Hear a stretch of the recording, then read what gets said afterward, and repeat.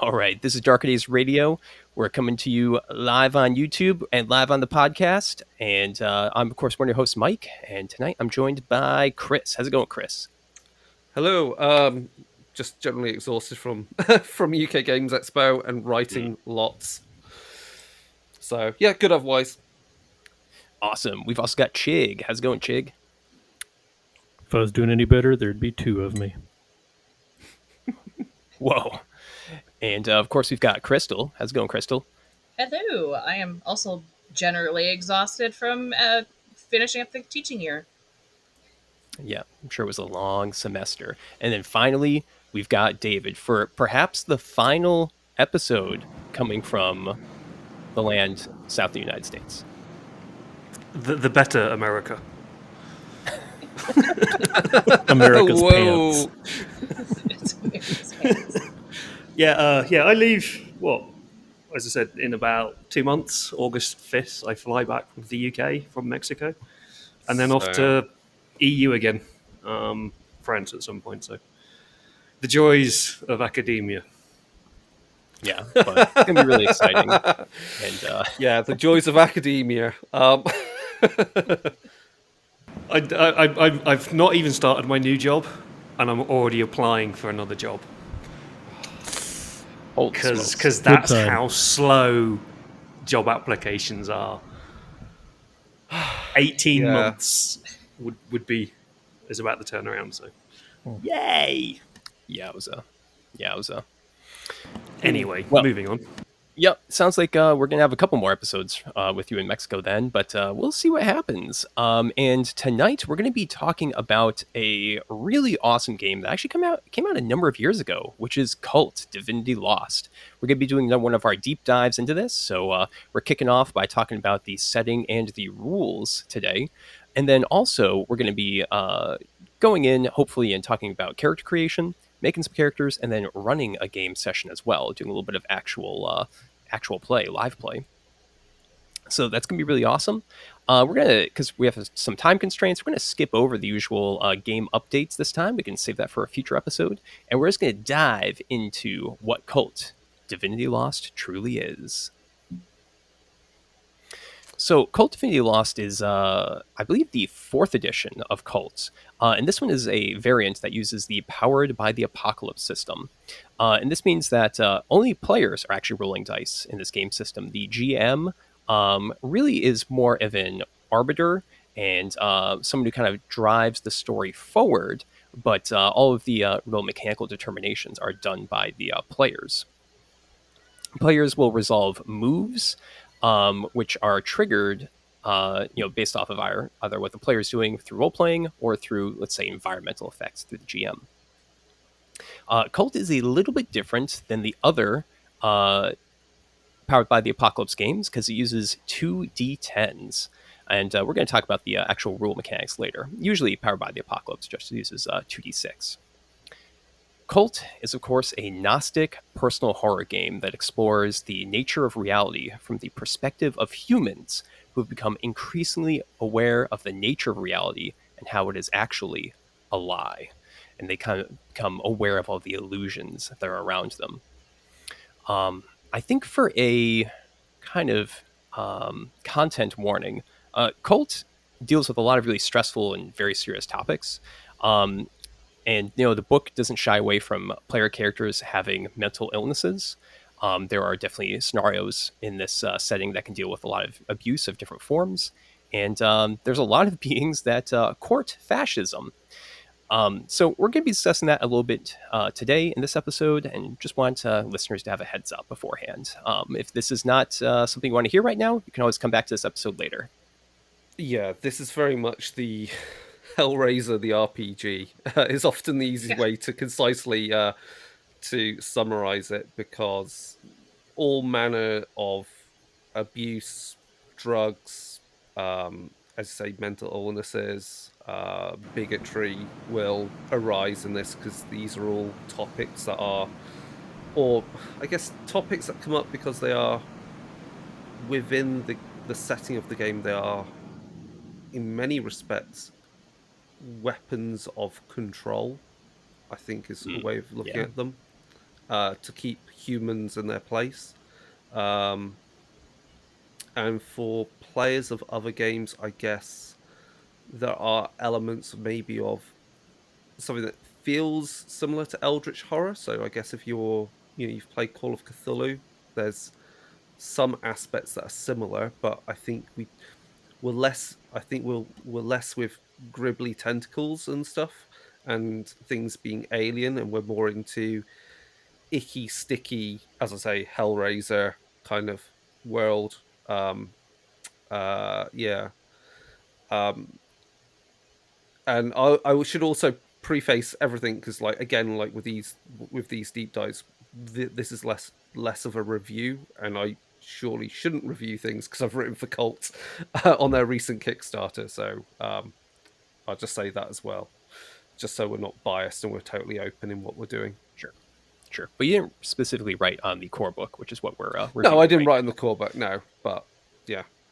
And yeah, I think we can all be fairly unbiased when talking about this. Although, I mean, just to tip my hat, I think Cult of Divinity Lost is pretty rad. So I'm excited to be talking about this today. Yeah. So Spoilers. let's go. Well, hey, that's just my own opinion, man, and you might have a different opinion coming out of this, Chig, and we'll definitely talk about that at the end. And if he doesn't, he'll certainly make one up. All right, all right. So let's talk about the basics a little bit. So reality is a lie, and humans are trapped within Elysium. It's this world as we know it. However, it's really a cage to bar humans from knowing the truth and realizing their own divinity. So this harkens back to the Gnostic episode that David and I did a while back, but that's pretty much like Gnosticism 101 right there. Humans are divine, they're shards or projections of the Godhead, and they're trapped by some sort of being. In this case, the demiurge. And if you've heard this before, that's very much Mage the Awakening. It is, yeah. Yeah. I also got some feelings of Wraith of the Oblivion with some of the kind of backstory and meta plot for this one. So it was, Yeah. I was having a good time reading it. I'll probably say that a lot of times this episode. Now, the Demiurge is a supreme being who forged the 10 principles which bound human potential, and through existence and death, human souls empowered this being. One of the things that the game really points to is that a lot of religions are, of course, features of control for humans, and they embody a lot of the 10 principles. And the game definitely doesn't pull any punches with, say, the Roman Catholic Church, and really shows how that is a institution that, through worship and following, feeds the demiurge. Again, very Gnostic. To maintain this cage of reality, lictors exist within the world, and through society, they bind us with these lies. And the lictors, in turn, serve the archons, each of whom embodies a particular one of the principles. We might talk about those guys a little bit. However, in the 20th century, as the world wars occurred, as new technologies were developed, as drugs were developed or their usage became commonplace amongst a much larger population, much larger society, and of course there was a distrust of religion that spread, the demiurge fled, was destroyed, vanished, etc., and the illusion, this lie of reality, began to weaken. Only some people have the ability to see through this lie and the cracks and paths to other worlds, and other entities that roam within these, beyond the boundaries of our cage, our reality, are starting to sneak in, and that, of course, affects the humans. True reality consists of a number of planes of existence. We already mentioned Elysium, which is our world, the mortal world. It's Earth, and it's also the cage.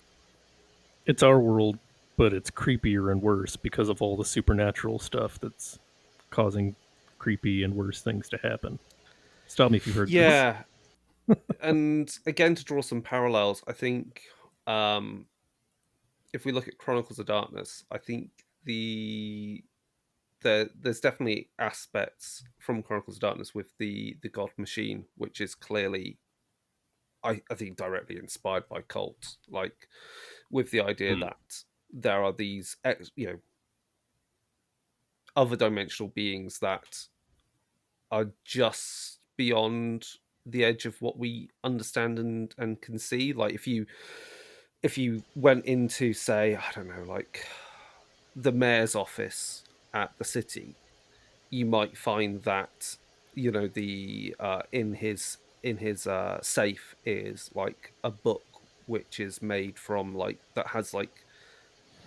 made from human skin with blood flowing through the veins of it. It's that, but then there's likely also some weird merger of like technology with it as well, because all of these things get weirdly kind of perversely combined because the world operates in ways we don't understand. Yeah, man, we're in the year 2000. It's going to be an iPad made of human skin. Yeah. I guess that's another good. I mean, talking about iPads, I guess you could add on to the list of inspirational stuff for this. Anything by Cronenberg, definitely. What am I thinking of? What's the film? It's the guns in his tummy. He pulls it out. Videodrome. Tetsuo? Oh, Videodrome. Tetsuo. Videodrome. There's also the Tetsuo kind of stuff. Yeah. But yeah, Elysium's fucked up. The more worlds. That's hard to say in this day and age right now. Well, one of the things I think kind of changes Elysium a little bit from the real world that we live in is that there was, of course, a lot of illusions. Of course, certain objects and buildings and other things are just as they are and truly as they exist. However, other times you may think something is totally normal, but as the cracks of the illusion begin to form, you realize that what you're looking at is not just a regular person. They're actually, let's say, something that's got a lot of body horror going on for whatever reason. Or maybe there's something that was in your basement that you never noticed before that's like a creepy, bloody beating heart. And how does that relate to the machinations of the Archons? So that's a lot of the cool stuff with Elysium, but that's not the only place you can adventure to in Kult Divinity Lost. There is also Metropolis. This is the awakened world. It's a higher reality that is a wondrous city that is now devoid of life, particularly, human life, and is home to the denizens of the Archons. The very structures and arrangements of the city are occult in nature. Time and space operate differently, and cities in Elysium are mankind's effort to remember this place that was once its throne. Even the internet has a shadow reflection in this realm. I think that's one of the interesting things to bring up about Metropolis is that this is where, when humanity was more divine, it existed, and of course lived in, let's say, a lap of luxury in some ways. But also humanity did some pretty vile things as well when it had this power, enslaving other, kind of extra dimensional species and other things. So this is a place you can go to find other reflections of the past, get hints of what the true nature of humanity is, but also be in immense danger. Now, I don't want to apologize for extra dimensional slavery, but as we were the denizens who lived in Metropolis, that did in fact make us better than all of them, and they were therefore our property. That's just science. That is not science, listeners. Please do not listen to that argument. Can't have nice things. No, see, I'm trying to bring us back to Metropolis, where we will have nice things, like extra-dimensional slavery. No, that is not the take you think it is. No, it's exactly the take I think it is. I think it's a bad take. But also, it's probably exactly the take that the writers were thinking of when they wrote it. Yeah, 100%. Probably. Also, hey, just to all the Mage the Awakening listeners out there, Metropolis is a much less heavily loaded game term and name than Atlantis. Yeah. So I think it's really interesting when you look at how the idea of like cities are meant to be humanity's attempt to recreate within the cage Metropolis, because then it puts into context every time a society has crumbled is in the past is likely when the demiurge has like sent in the archons and the lictors to go, humans had it too good now for too long, let's do a reset, they're learning too much, they're getting too close to like escaping the cage. What that means for the modern age is entirely another thing, because obviously along the same lines, I guess what we're seeing with technology and cities and the breakdown of the ecosystem is possibly where we've done all we can in trying to recreate Metropolis, and it's now become a monster in its own right as it kind of pollutes the cage. I Yeah.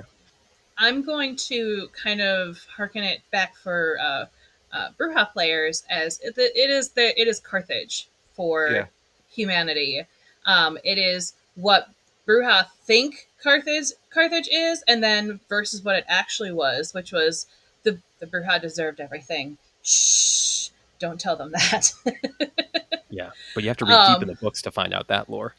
Yeah, you do. You do. And when you find it, you're like, oh, they were right. And I don't like that. But yeah, like, so if you're looking for other parallels for this place, that would be one of them for a lot of our World of Darkness fans that are listening to this or watching this. Mm-hmm. Yep. Yeah, I mean, another parallel is similar to Wraith the Oblivion. That one has Charon vanishing at the kind of onset of that setting. But his bureaucracy still exists. And you can also go to his palace, essentially, which is also hinted at in Cult Divinity Lost, that the Demiurge had this kind of like palace, this throne, essentially, which remained empty for some time, and then mysteriously disappeared into just a blackened chasm beneath. So it's a powerful image, harkening back to other horror games, but also pretty cool to have your characters realize through the course of playing this game, if they even make it to Metropolis. Yeah. So Well, where else let's would we talk go? about. We only have these two worlds, right? Oh no, there's other places you can go, and it's only downhill from there. So you can also, Chigg, go to the Inferno, which is the dark reflection of Metropolis, and it is If I had a inhabited nickel by for every these. time someone told me I could go to the Inferno.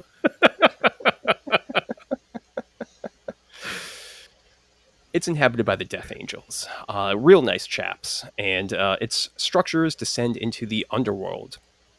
This is a realm of torture and pain. Get ready for some Hellraiser.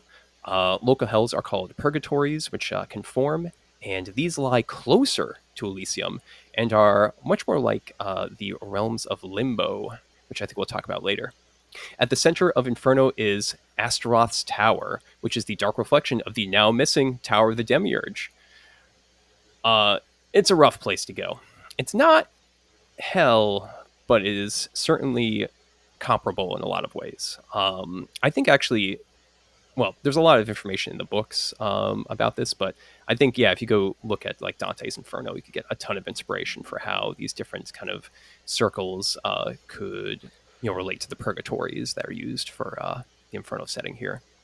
Yeah, I mean, obviously, go watch Hellraiser 2 for the labyrinth there. Certainly. Like, with the Leviathan's realm. Yeah. Because for the personal hells, the purgatories are literally the scene where the main character, and I can't think of her name right now, which is really bad of me, wanders in onto Frank's personal hell, which is full on, like, sex, drugs, and rock and roll going on. Yeah. Can I share a story real quick, which I told you guys in our chat, but the listeners have never heard, which was I was walking down the hallway at work, and I looked up at the TV next to the security guard, and Hellraiser was playing, and I was like, "Oh, Hellraiser! you're watching that. And he's like, oh yeah, I've never seen it before. And I'm like, oh, it gets pretty intense. And he's like, oh really? And I like went, I got my tea, and I'm walking by. I look up, and I see the gal, I can't remember her name either, getting attacked by Frank, Kirsty. who's in his bloody. Christy's getting attacked by Frank in his bloody form, and I'm like, yeah, yeah, you might want to turn that off, like when the Colonel's walking by or something. And then I did walk by later that day, and he had like, I don't know, like the news on or something. So I think he also got a little spooked. Yeah. Switched over to My Little Pony to even it out. Yeah, yeah. You got to have a palate cleanser in there. Yeah, I get it. And after that palate cleanser, let's talk about the underworld. It's a realm of darkness, tunnels, and caves. And it's where things that have died descend to, and from there descend further into nothingness. Here also reside the refugees of societies and peoples that mankind destroyed or enslaved when we were still gods, when we were still divine. Yeah, that's a pretty cool, interesting kind of place to kind of like essentially go dumpster diving for, you know, ancient lore and artifacts and magic, essentially, that were discarded by mankind when they were gods. It's again, it's I think there's definitely stuff you can take from Wraith of the Oblivion as ideas for that, but the idea it's like Sure. also it's also the memories of dead, essentially dead alien cultures, alien in the sense not from our reality. Yeah, I think it's if you took like Geist the Sin Eater's underworld from like Book of the Dead and cranked it up to 11, and yeah, had those like Yes. completely alien species in there that you have no understanding of, and also made it way more dangerous. Yeah. Yeah, and those remnants are going to be super welcoming to any humans who just go wandering in, right? Oh, they're yeah. they're cool with us Totally. showing up and stealing their last remaining artifacts and knowledge. I also kind of like the concept that the underworld, like when we think of like traditional human concepts of the underworld, it's stuff that we are punished to go to for death, or it's something that we are forced to go to. Versus in this one, we put the people there and the things there that we wanted to forget about. So we were the ones putting people there, not the other way around. That is, I did not realize that, and that is incredibly dark. That's a really interesting way of thinking about it. Yeah, and You maybe mean we were like, the baddies all along? Yeah. No. and in this setting, this is why we're afraid of dying and going to the underworld, because we know how shitty it is. Because hey, we used to be in charge of punishing people, so yeah, we know exactly how this goes. Mhm. People, Right. Next we're the up, real we bad have. guys. Yeah, we are. But don't worry, there's also Limbo, which is the dream realms, which consist of various personal dream worlds of different people, and they can, of course, be shaped by lucid dreamers. So, Friday the 13th Dream Warriors is canonical in this game as well. Yeah. Also, I think the strongest inspiration for this is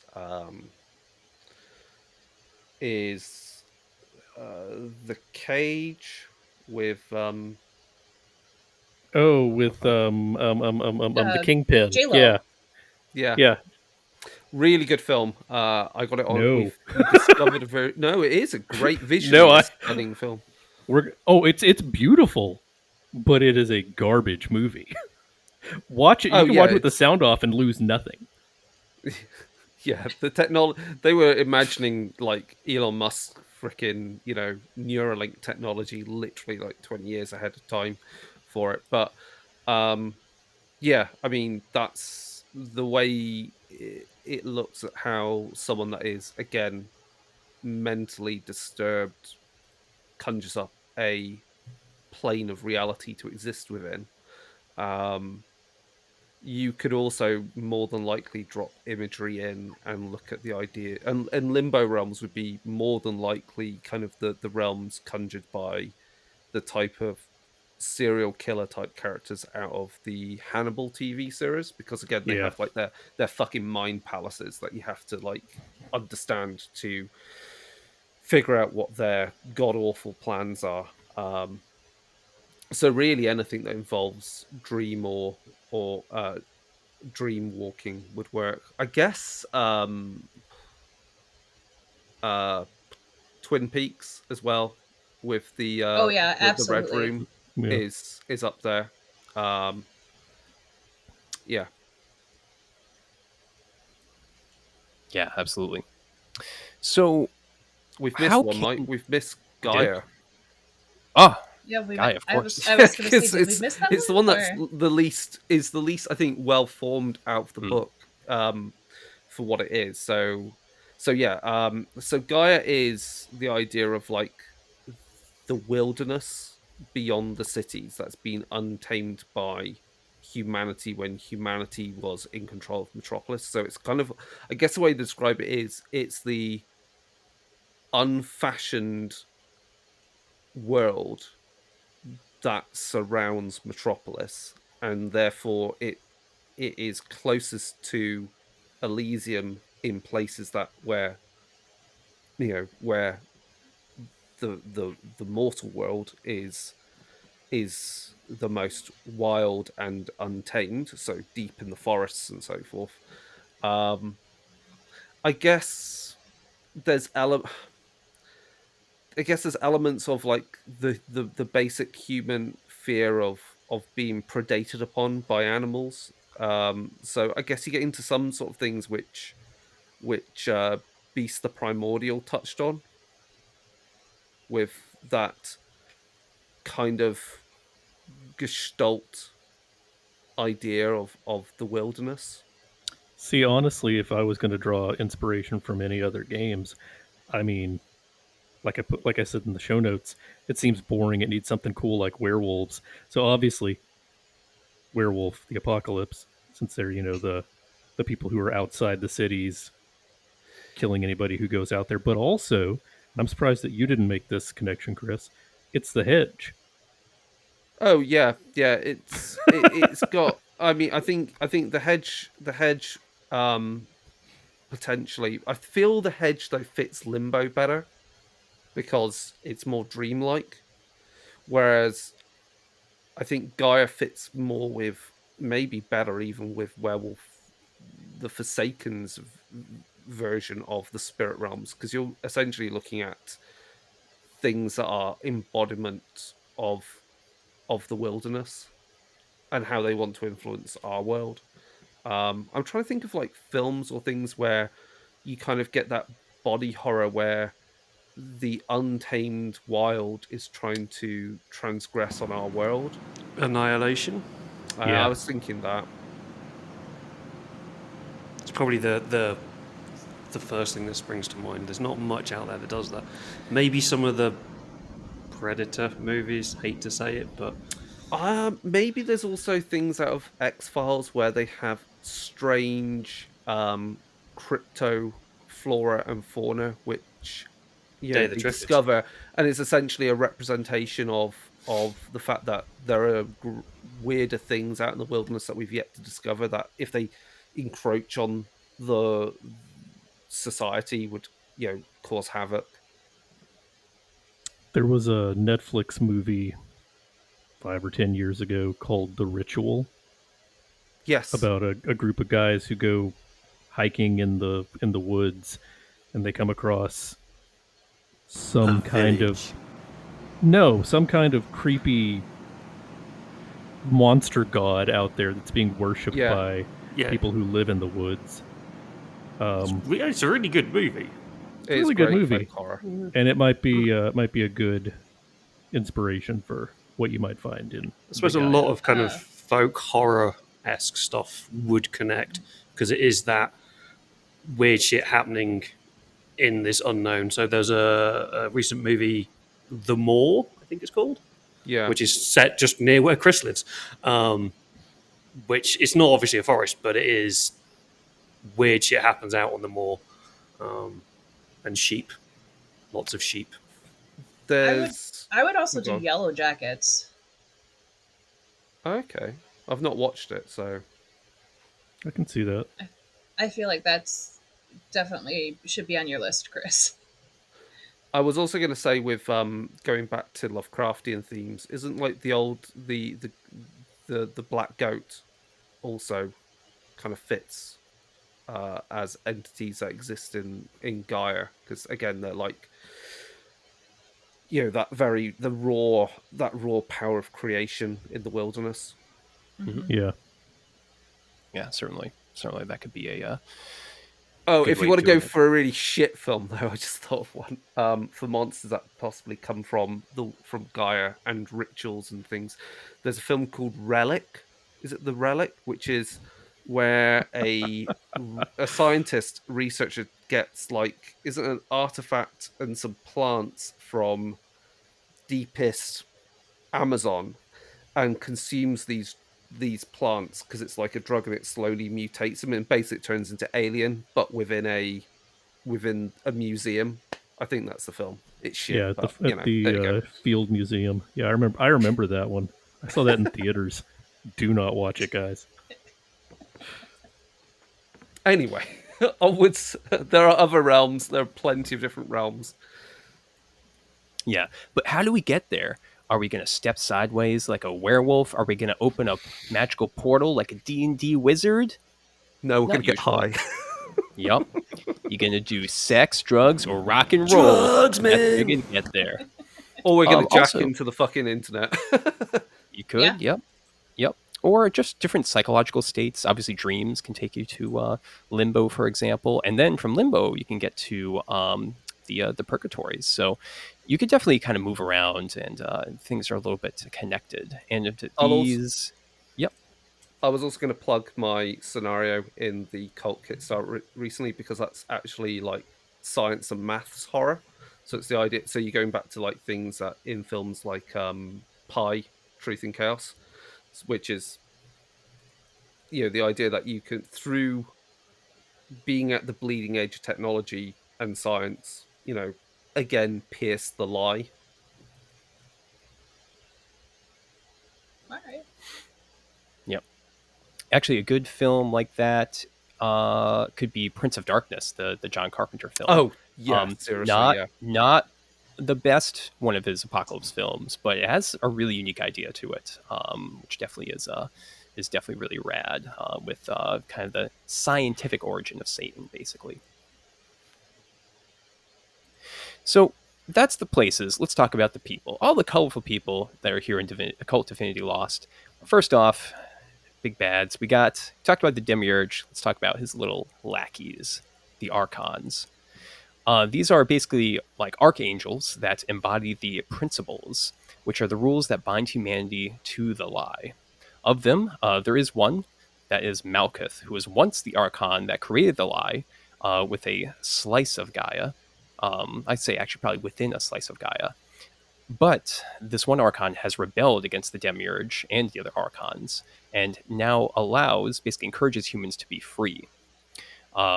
She was formerly the principle of conformity, and now is the principle of awakening, basically taking these sleepers, these individuals that do not understand their true nature, and encouraging them to open their eyes. And the Archons are served by angels, literal angels. They're on the cover of the book. Here, want to see one? Oh, we got to censor it though. We got to censor it. I was going to say, do you Angels. have Oh, the I've got the censored or censored uncensored? version of the book. Oh, Yeah, I've got the Oh, you got the got naughty the- version. I got the naughty Mike version. got the too. Kickstarter version. Yep. Yep.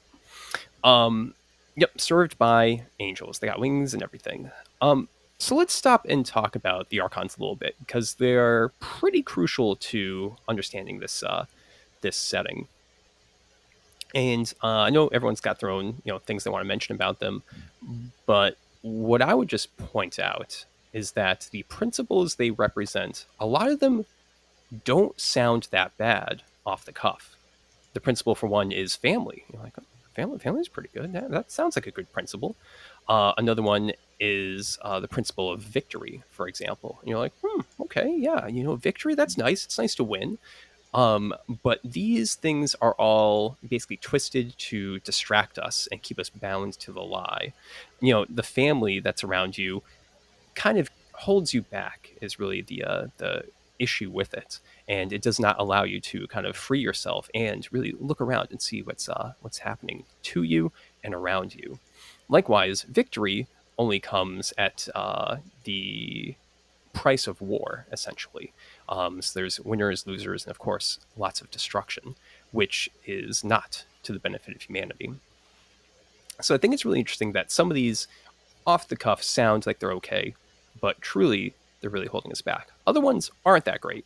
There's one that's all about bloodlines and feudalism, which is pretty easy to say, like, not a fan of that one.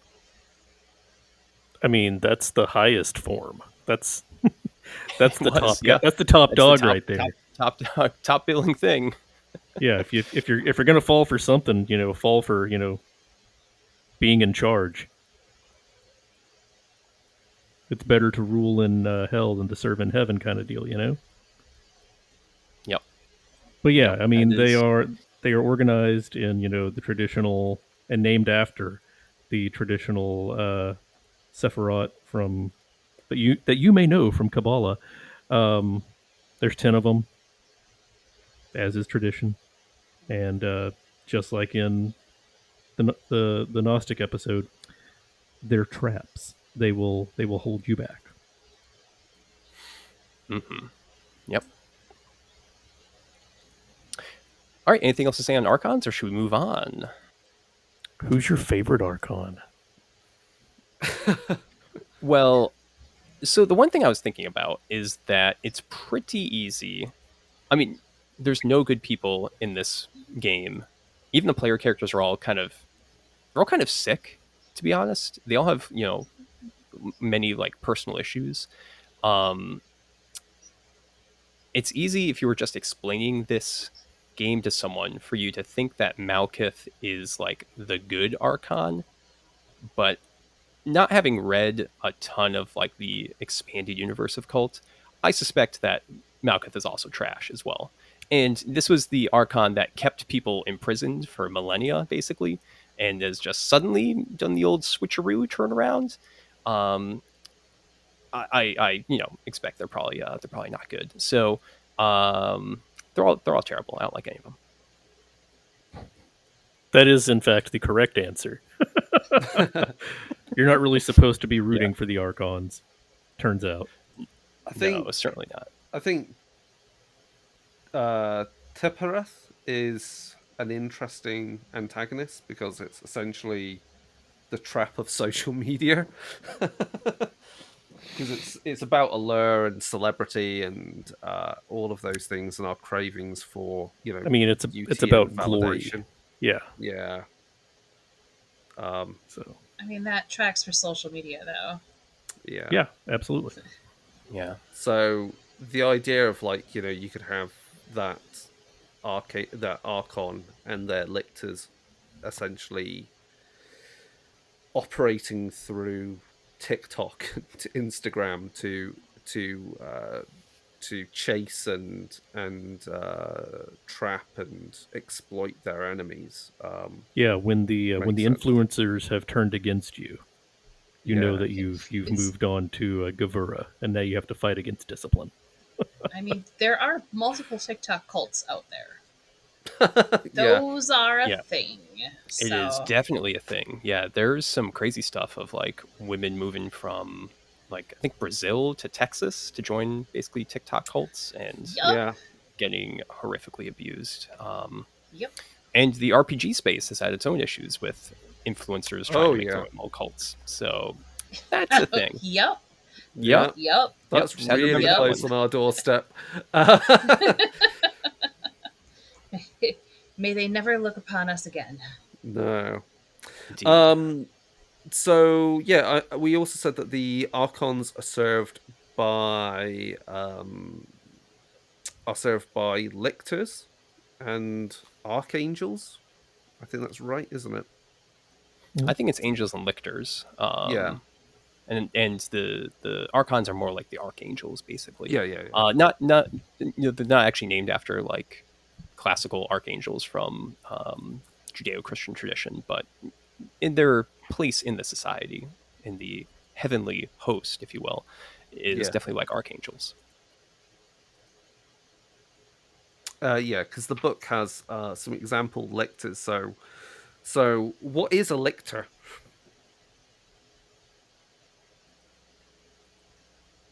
Oh, Jesus, quizzing me. I know that some lictors are humans that are basically given increased power and understanding to serve one of the archons. I don't remember if there's non-human lictors as well. So please correct me if I'm missing that. Yeah, I think lictors are.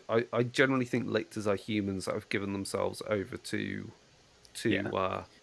for gaining power, and therefore they still retain their human form. But if you pierce the lie, you see kind of their contorted, mutated form. It doesn't say they can't have been humans, not be humans before. Yeah. I just didn't read that section, so that's why I was like, I'm pretty sure they're all humans, but based off of reading some of the NPCs and stuff. But I feel it makes more sense because, like, again, I feel like lictors kind of fit that idea of like how um, the cult of the Gash in Hellraiser, so the Cenobites are humans that have given themselves over to wanting enlightenment and power, but it's at the cost of being grotesquely deformed to be turned into one of the agents of what's its name? What do they call it? It's their god, Leviathan. Leviathan. Yeah. So I feel that fits. That's yeah. Yeah, so to be a lictor, you have to basically make a conscious decision that you're going to serve one of the archons. Yeah. So by that, it would be real difficult for there to be non-human lictors because they my cat can't make a decision.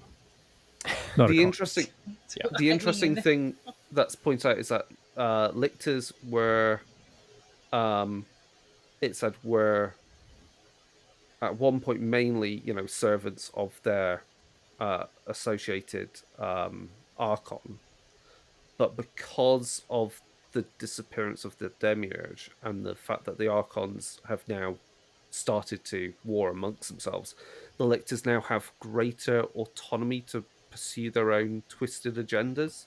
So that's quite that allows you to have lictors that I guess fall into the same kind of theme, uh, you know, fighting amongst themselves. Yep, which is definitely good to have, conflicts between the antagonists as well. Definitely spices up the game.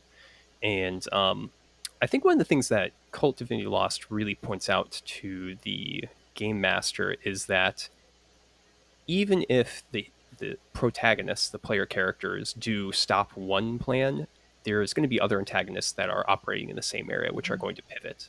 And their machinations will either fill in the void that is created by the power vacuum that the player characters create, or their own agendas will just advance without the player characters' direct knowledges. So definitely having such strife between the lictors is really good for that. Yeah, nature abhors a vacuum. So even if through the course of your game your heroic characters manage to stop one horrible entity from showing up, well, hey, now there's a vacuum for another horrible entity to show up and make the world worse in a different, more fun kind of way. Yeah. Which Yeah. which is the point of the cage. So, what else is out there aside from the Archons and their fun little guys. Well, we've got the Death Angels, who are the polar opposites of the Archons, and there's 10 of them, and they all match to the Sephiroth as well. Well, inverse Sephiroth, basically. They So have their own little purviews. it'll be the Clipoth. Is it Yeah, Clipoth? the clip Yeah. off with a Q. Okay. I didn't know that, but now I've learned. And they, of course, have their own little servants, like the Nephirites, the Purgatides, and the Razides. Razides? Razides? There's no Razides, pronunciation yeah. guide. Yeah. Resides. Yeah. So they kind of fill in a similar structure to, say, the angels and the lictors as well, but are even more twisted and evil. The thing I will say about the Death Angels is that you thought the Archons were bad, because they are. The Death Angels are like just horrifically horrible. Oh my goodness. And this is where you see Archons having dalliance with fascism, but certainly the Death Angels brings up that they are allies to really dark parts of social order as well. So they're bad. They're terrible. If you want to get inspiration for it, and I've got the PDF because a friend had a copy of the book. There's a book called Night Side of Eden, which goes into each of the Clipoth and the entities that they represent. It's a bizarre book. Yeah, is that by that? It's like 100 years old, right? It's by one of those like Aleister Crowley Yeah. followers, basically. Yeah, I'm familiar with it through heavy metal music, and Yeah, right. when I've tried to read, it's just pure insanity. It's Yeah, it's Night wild. Side of Eden by Kenneth Grant. Is it? That's the guy. You look it up on Reddit. It goes, "Is this fictional or not?" It's like, of course, it's fucking What fictional. is with the never mind. But I've got it on PDF. If anyone wants, we should look at it for how to make your games of. Oh man, Links will be in the show notes.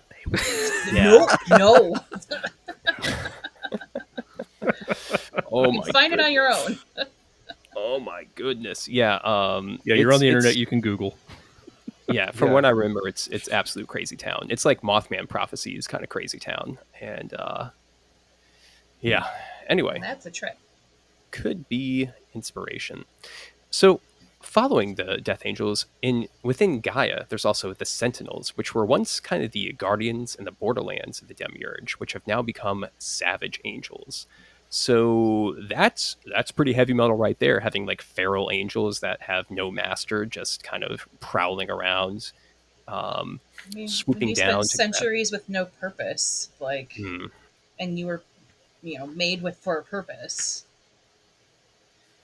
You kind of lose your way there. Yeah. Also, Yeah. Savage Angels, great band name. Ooh, it is. Oh my gosh. All right, Chigg, we'll start workshopping some songs, okay? I'm on it.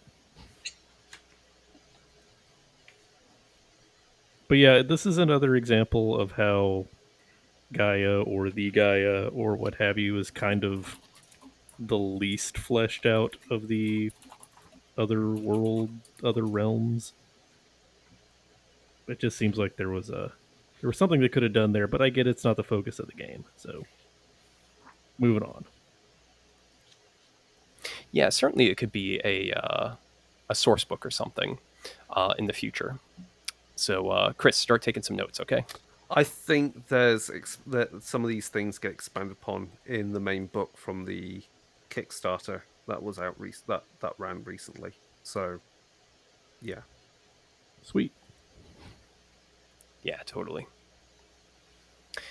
In the underworld, there's all manner of creatures from forgotten societies, though some things, like the Kyrath, can creep out of the underworld in the dark and deep places of sin within the world, within Elysium. I really like that.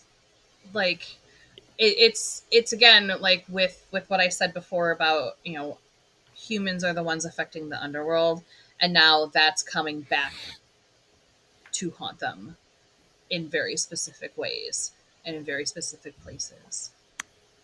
I don't think that consequences of our past actions is really something that horror has ever really dealt with before. So this is a fresh and hot take.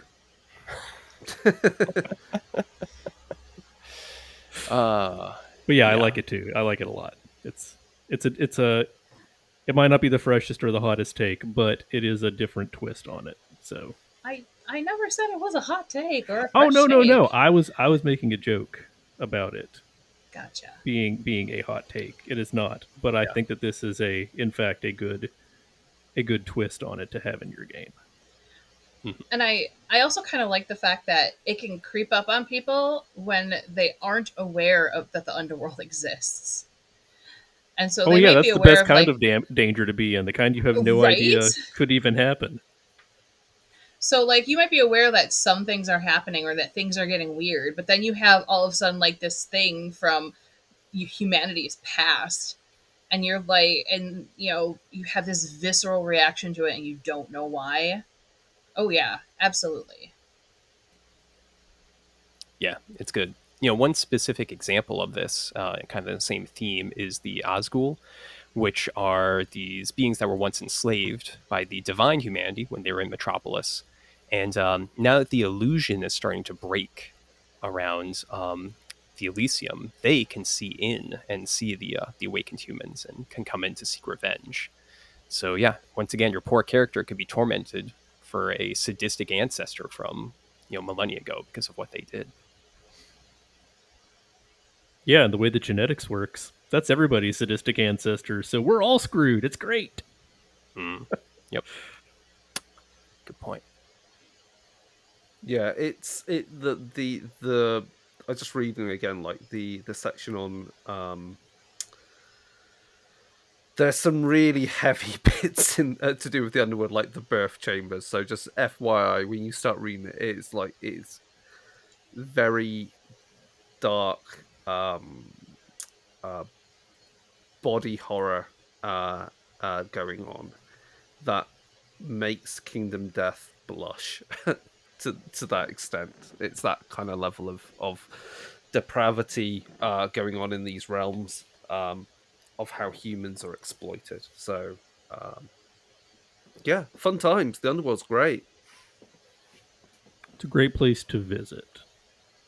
But I was also going to say, like, the interesting thing about this compared to I was going to say the underworld seems to have also quite a like a biomechanical feel to it. Oh yeah, absolutely. Which you don't often get in depictions of traditional underworlds in other game settings, where they go for the more like, they're trying to like obviously lean hard into, Hades or other similar depictions where it's like, ancient societies, but in the way we think of ancient societies within our civilization. These are like ancient societies, sure, but they have technologies that humanity discarded because we thought, we didn't want it because it was, we destroyed those civilizations. Yeah. Yeah, if those technologies were worth anything, those civilizations would still be around. Yeah, totally. All right, wrapping up all of the cool beings in this world from the Dreamlands, there come all manner of bizarre entities, including the Noxhrek. I got it. Yeah. The nightmare brought to life and which comes hunting in Elysium. So Freddy Krueger, amongst other things, certainly. And within Elysium, we of course have the lictors that we mentioned, which are tools of the Archons to keep humanity in check. While there are also the Eldermensch, which are spies who work their ways into the lives of people in order to nudge reality in the direction of keeping humanity. Chris put this word in, blinkered. Yeah. All I'm imagining now is pack horses. Yeah, that's the idea. It's to keep us looking forward so we don't see the wider reality around us. I get what you're saying there, Chris. I'm picking up what you're putting down. I'm bagging what you're mowing. Yeah, I mean, ultimately, the setup of lictors and eldermensch is, you should essentially be littering your settings society with these, so they'll be in positions of power. Like a lictor would normally be like, I imagine, like I said, the example would be the city mayor, there, the head of the university who's ready to shut down your experiment when it goes too far. Elder Mensch would likely fill some of the smaller roles. That nosy grandma across the road, that's an elder mensch, most probably, because she's watching everyone. But it's the perfect position for her to do so. Or, you could think of similar other things like that would be a bit, you could imagine would feel disturbing if you caught briefly out of the corner of your eye their true form when they are within such a mundane position within society around you, like the school teacher. Like you drop off your kids at school. No offense, Crystal. You drop off kids at school, and then as you're walking away, you catch in the reflection of a car windscreen their true form. Yeah. Yeah. And this is actually in stark contrast to how we usually recommend people run World of Darkness games, where we kind of say, hey, you should kind of cool it with the monsters. Maybe they wouldn't be directly in places of power, say the mayor of the town or something like that, but they'd be like subtly influencing them from the background. I think in Cult, you want to go whole hog on it and put these guys everywhere, because that's going to really increase the paranoia of the players. Yeah. And just ramp up the tension and threat for the society that they're in. It's the way I would actually describe this, just thinking about it, because it's a term that has more meaning these days with the rise of fucking AI, for God's sake. It's as if dead internet theory, but it was actually physical. Like, how much of the people around you are people and how much are just agents of the various archons and death angels. Yep. And then at one point, you do a twist where the bad guy is just a regular person who happens to be an asshole. So if you're used to dealing with archons and lictors and this and that and the other, and it turns out that this guy is just a regular guy on the zoning board who doesn't want your whatever. The HOA. Yeah. Now you got to deal with this asshole. Nobody in the HOA is actually awakened. They're real people. Oh, They're my just goodness. awful people. But yeah, the book. I mean, we should be clear. Like, the book has got a good number of sample antagonists. There's Yes. even more descriptions and artwork for even more. And there are clearly, some that are very Hellraiser-like. And well, no, there's a lot that's very Hellraiser-like. Yep. And then, so there's a lot to draw from that. I think there's plenty more in the sample adventures. There's quite a few sample adventures you can download for free that have some good antagonists in there. And there's actually quite a lot of free material out there for Kult, which I guess gets us into systems. It does. So we've only got about 25 minutes left, so I'm going to try to move a little fast through this. And of course, if you tune in for our future episode about character creation, you're going to learn more about the systems. And as well, when we do that hopeful live play in the future, maybe with a certain Australian correspondent, we'll be able to talk even more about the mechanics as well. But let's do some of the broad stuff here. And first, we're going to just talk about Powered by the Apocalypse in general. So in PBTA, as we mentioned, the GM doesn't roll any dice, but determines what moves are being made against players, or by the environment, or by NPCs that are in a scene.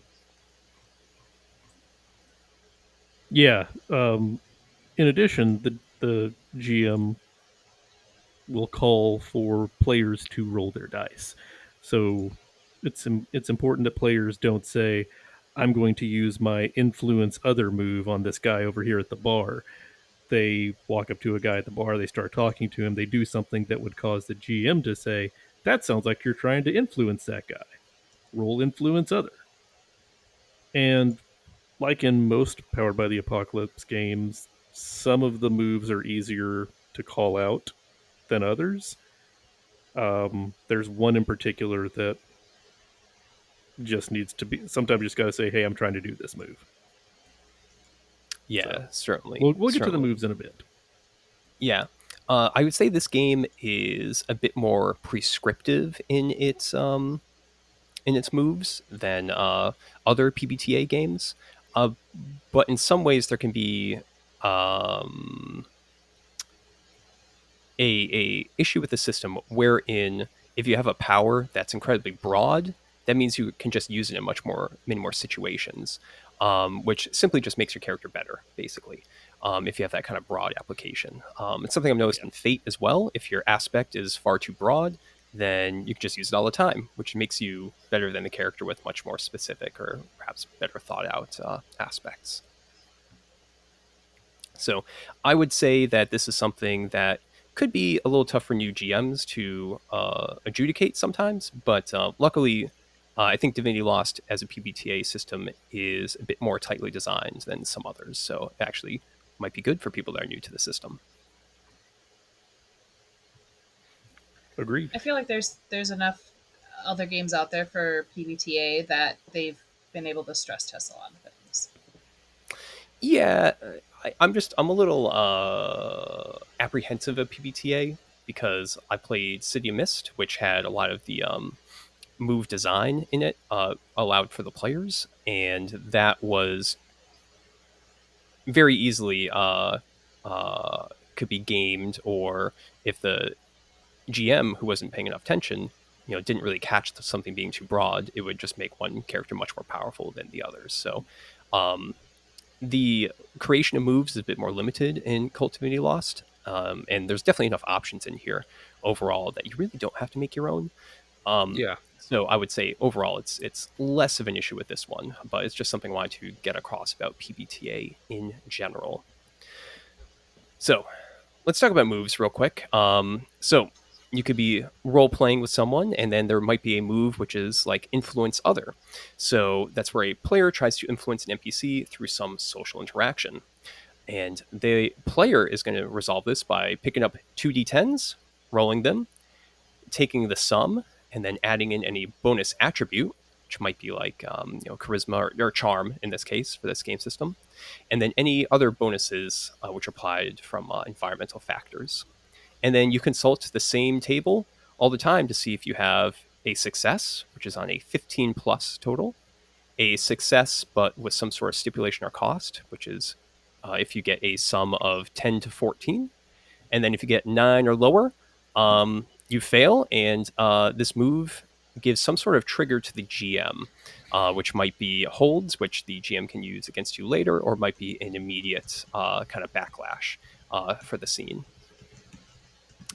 And as I mentioned before, this uses 2d10 instead of 2d6, which gives you a little bit of extra granularity, which isn't seen in other PBTA games. So I kind of like that. I'm not so sure it gives a whole lot more granularity. There's still only 3 outcomes. You either succeed fully, you succeed partially, or you fail. The only thing that I see that it adds is you can have more modifiers. Yep. And that's exactly what I was, I think, kind of pointing out with that, is that you have a few more modifiers you could put in to have an extra dial or two that you can turn in the system or setting. Some people don't need that, and that's a-okay, but it's something that they chose to go with for Cult. And yeah, there's a lot of moves that are defined, and sometimes you might have a GM just kind of make a move, on the fly, basically. There is the act under. Oh, well, this is really Chigg's note right here. So if you want to talk about how you can make a move on the fly, go ahead. Oh, well, yeah. There's the standard moves, that we'll get to in a moment, but there's also one move that's basically anything that isn't covered by the other moves. It's called act under pressure. So if you want to punch a guy, that's engaging in combat. If you get stabbed, that's enduring harm. These are obvious actions that are spelled out specifically.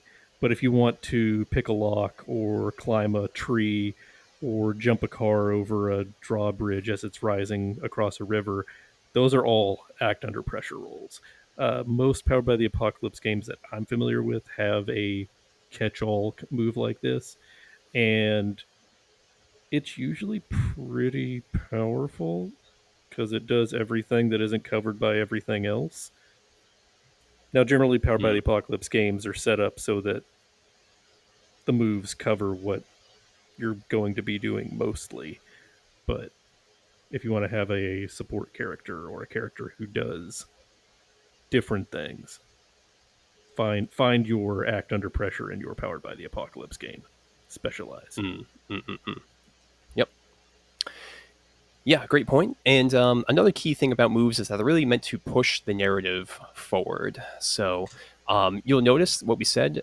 There's always usually a success or a failure that also pushes the narrative forward in some way. There's no, oh, you failed to pick the lock. That's it. What do you do now? Failing to pick the lock in this game means that you trigger the security sensor for some reason, or You set off you the make too alarm. much noise. Yeah, you make too much noise and somebody notices, um, etc. So there has to be something that really moves the story, and you will hopefully never have a standstill going on.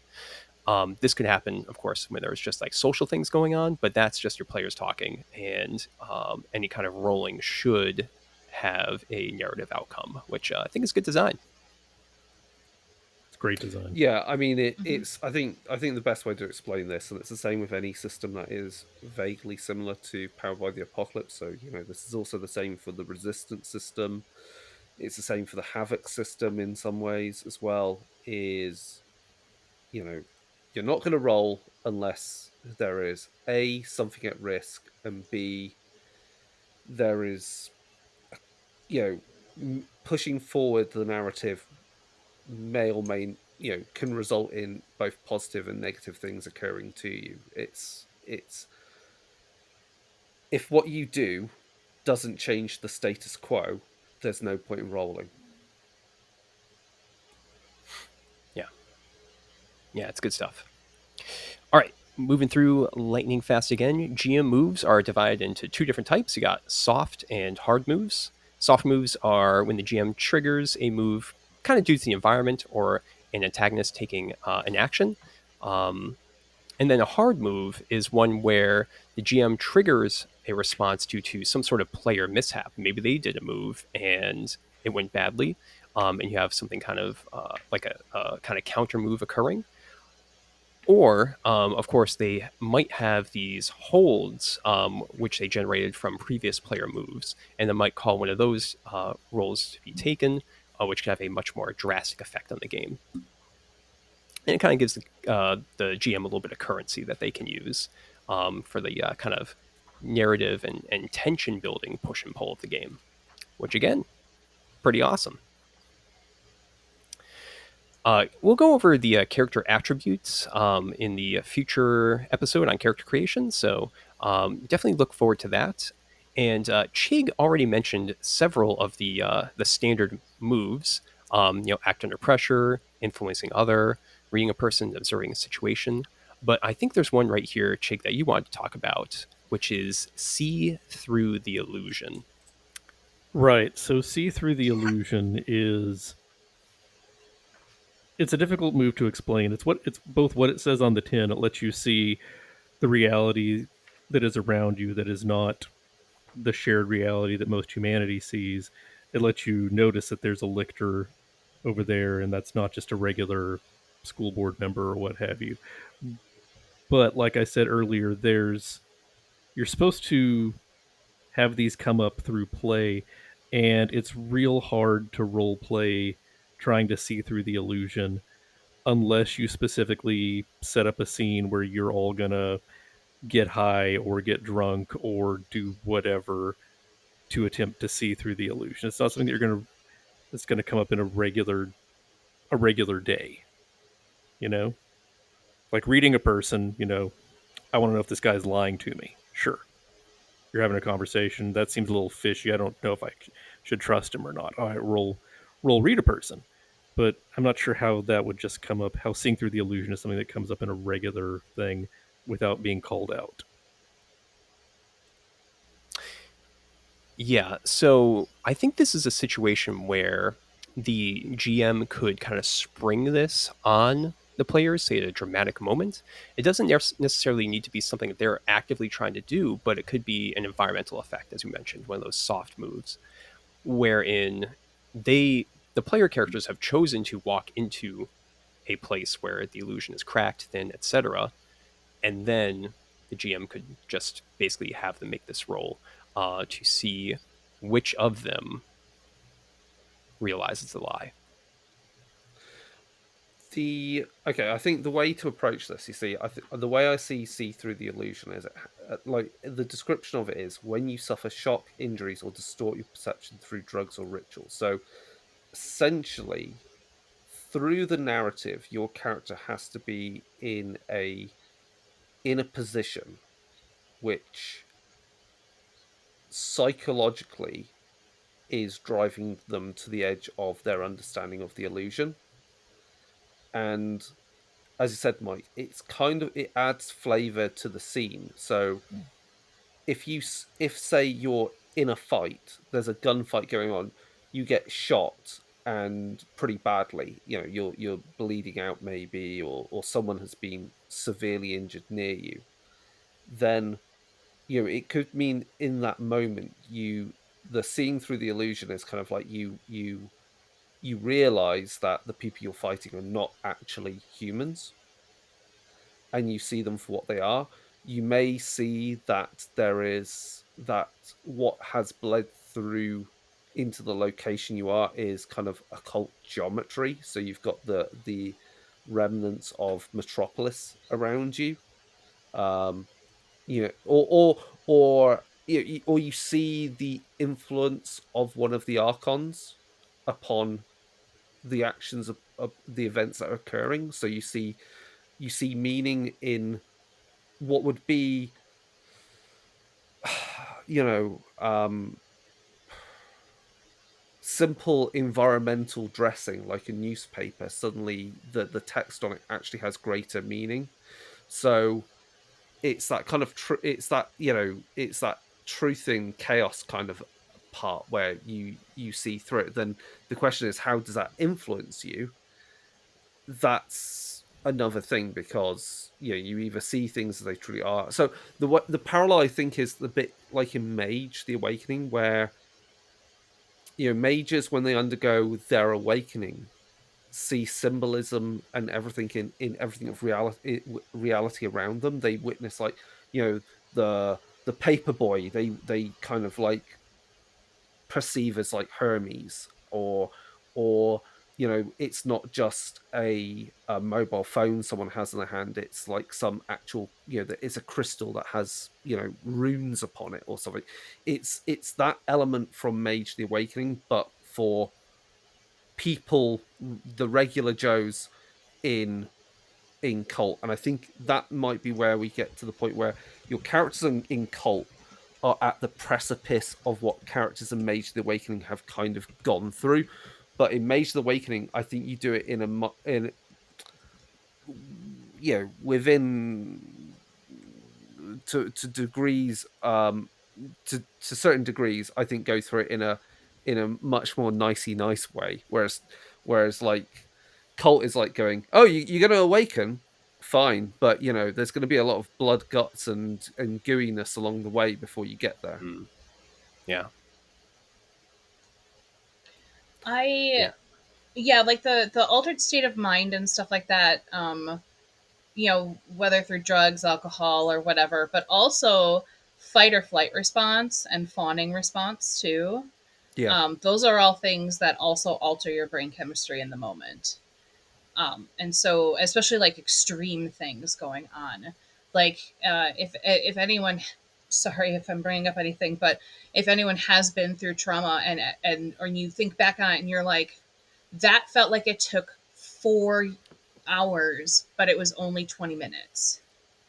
Yeah. That type of thing where it alters your perception of what actually happened would also be something that would trigger this.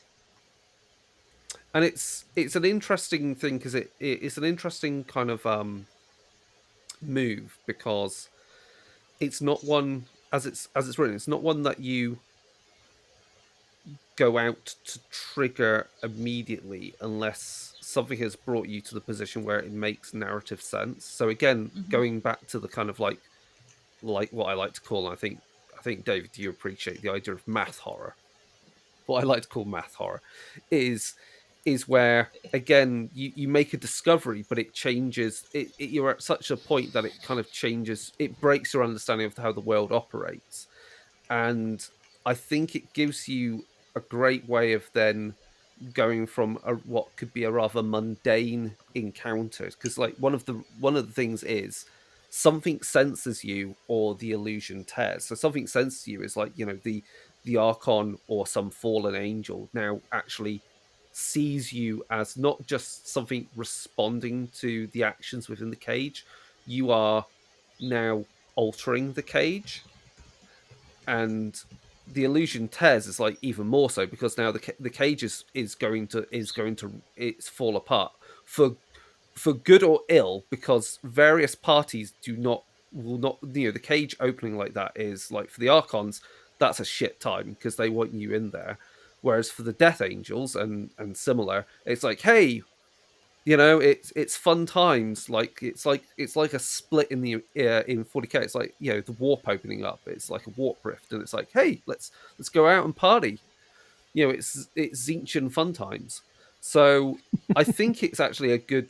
I think it's in there for a good reason as a move. I think you just have to understand how to use it. I don't think it's an option you present your players if they go, have you been fucked up in some way enough, and fucked up in good ways or bad ways, that it allows you to expand the world beyond the material.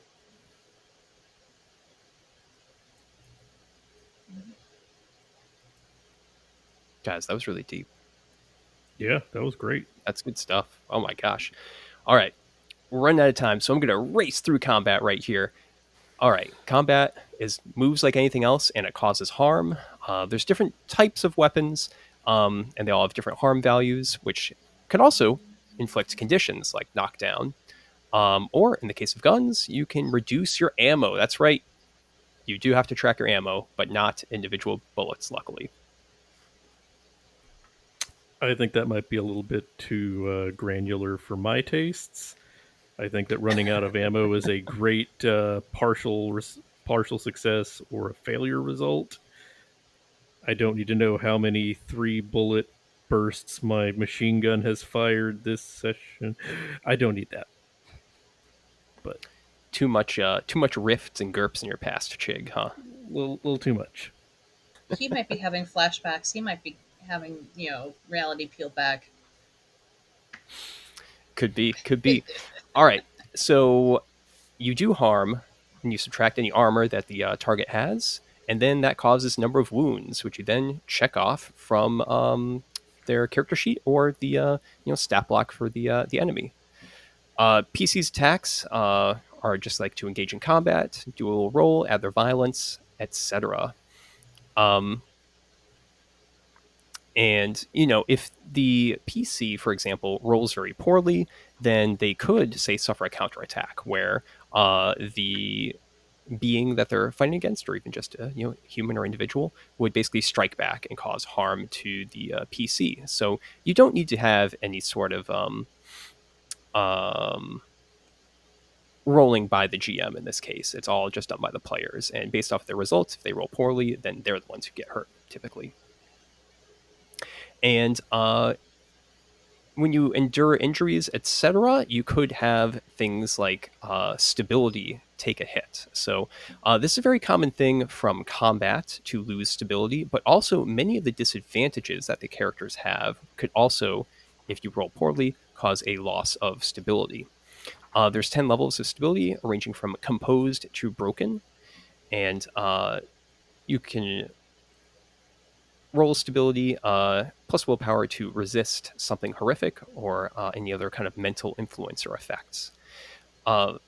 And yeah, stability loss generally can affect your your rolls and cause additional penalties. That kind of granularity that Chigg and I were talking about before. We also mentioned disadvantages right there. These are things, typically your character starts with 3 of them, I believe, and they can range from all sorts of things, from just being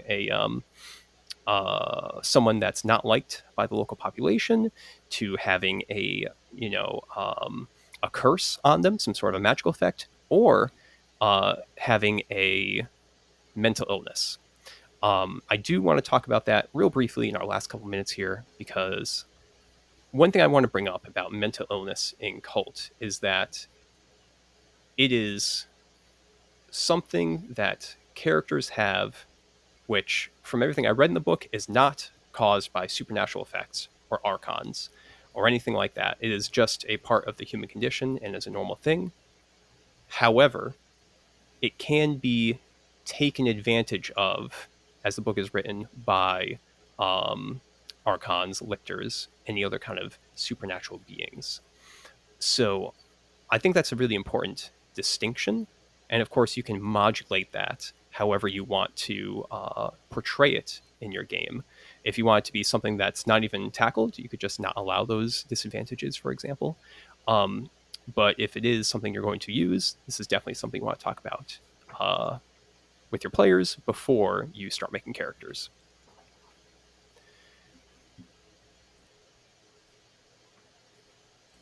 All right, I'm seeing some nods in the thing. I for one find it unrealistic that the archons and their servitors of the outer darkness are going to prey upon those who have damaged psyches. It seems like they're going to go for the tougher, undamaged prey. It's what they want. They want the alpha males out there, really. Right? Well, right? They want the challenge, right? Why have you been so wrong the whole episode, Chigg? In your game of Kult Divinity Lost, I told you he would come up with the opposite ideas. Oh my goodness. Yeah, it's an interesting way to do a sanity system stability in the game, and opening you up to being taken advantage of by creatures who prey on the unstable is a nice little twist that they put on there, which is different from, say, Call of Cthulhu, where if you just cast a magic spell to save your friends, you go a little crazy because that's not how reality is supposed to work. This, you are a little unstable and you have attracted the attention of someone who sees easier pickings. You might be more willing to listen to someone who says that they have the easy answers for you that will help you out. Yeah. When in fact, these are predators. Indeed. In every sense of the word. And that's a specific archetype that you could play as, someone who has been targeted in this way. But that's not the only way to play this. And you can have someone that honestly just has, let's say, depression, and explore that as just a normal, mundane feature of a character who is in this very, very dark world. So there's a lot of different ways you can play it, and I just wanted to kind of highlight that. The other thing that people should probably be aware of is that, we mentioned that disadvantages can be moves, and that means that the manifestation of a mental illness is a disadvantage move in this game. And typically the failure state for that is your character coping with mental illness, but typically not in a healthy way. And that may be something as well that you just want to talk to your group about before just jumping into the game. Just make sure that they're okay with how that particular disadvantage would be potentially portrayed. Or if they want to put some limits on it, that would be good too. Yeah. So I think one of the other things too that I actually kind of like in there for some of those disadvantages, like the sexual neurosis one, it's consensual sex in there. So it's actually specifically listed. So even though it's a disadvantage, you cannot abuse it against other people. Yeah. Yeah. I think that's the main point. Is I think as much. I think the thing I want to kind of highlight is this came out. What year did this come out again? Let me just think. It came out 17, 18? 17, 2017. yeah. Yeah. So the thing that strikes me, and I think this is the last thing I think a good point mostly to like wrap up at, is that this when you can let's consider this book next to its contemporary that came out roughly around the same time, which is Vampire the Masquerade 5th edition. Oh, I compared it a lot to V5. Yep. And the thing is, I find it quite striking how this book, and in many of the plot points and things it suggests, is far darker than anything V5 touches. Yet, I find the way it approaches things is it just feels more tactful. It doesn't feel like it's trying to be mustache twirling. And I think it's because we can all jive with the idea that something feels wrong with reality. And that is why horrible things are perhaps happening in the world. And that doesn't feel like it diminishes that horrible things happen because people do them. People do things like I think it's an okay. I feel it's an okay discussion of people are doing horrible things that might be because fundamentally on a philosophical metaphysical reason the world is broken for some reason versus Vampire where horrible things are happening because mustache twirling vampires are killing gay people, which is what V5 5th ed came out with very early on and had to delete and apologize for. Yeah. I would say generally that I think this book just has a better vision for what it wants to be and is a lot more focused. Yep. Absolutely I would agree. say also that a lot of the awful things, like the truly awful things in here, are done by the otherworldly creatures that we know are actually awful.